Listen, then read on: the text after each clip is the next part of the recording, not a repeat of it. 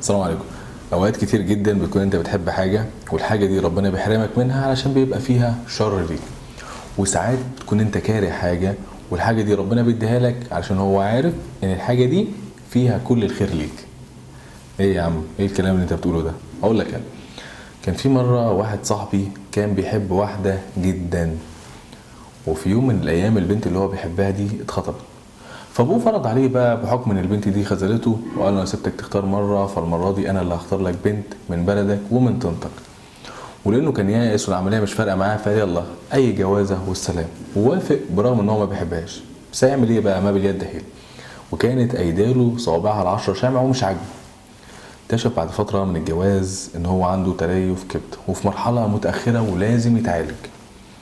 سافر الصين علشان يتعالج ويعمل عمليه زرع كبد. قالوا له احنا عايزين متبرع من نفس فصيله الدم.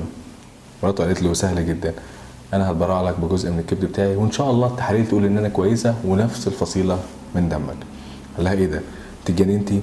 قالت له انا ابقى فعلا اتجننت لو سبتك تروح مني بعد ما حبيتك الفتره اللي دي كلها.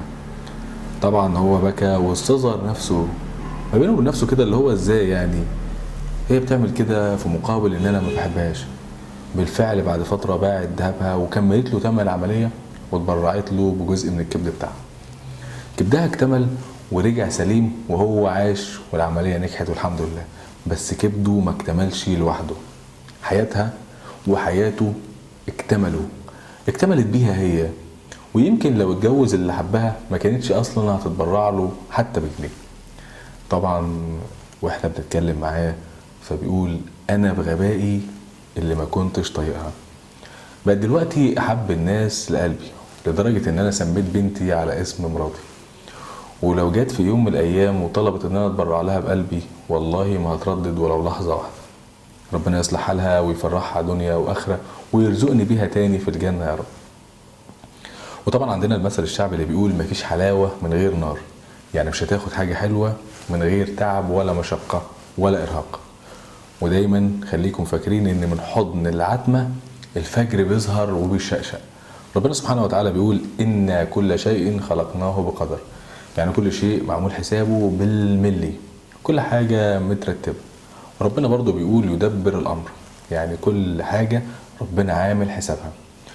ويمكن ربنا يفتح لك الخير من باب انت اصلا ما كنتش تتوقعه، باب انت كنت كارهه ومش حابه، وكل الخير جالك منه.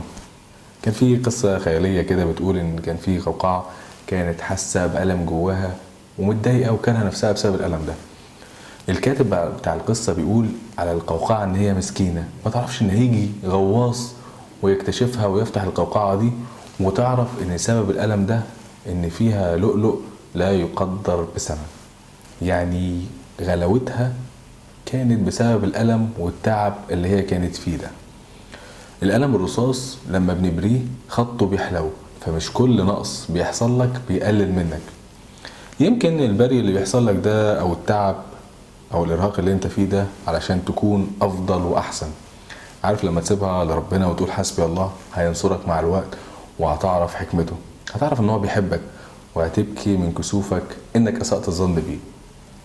ما بيحطكش في ظروف غير هو عالم ان كتفك هيشيله قدها، وبيختبر صبرك وبيشوف معدنك الاصيل علشان تبرق ويشيل عنك ويفرحك ويخفف عليك.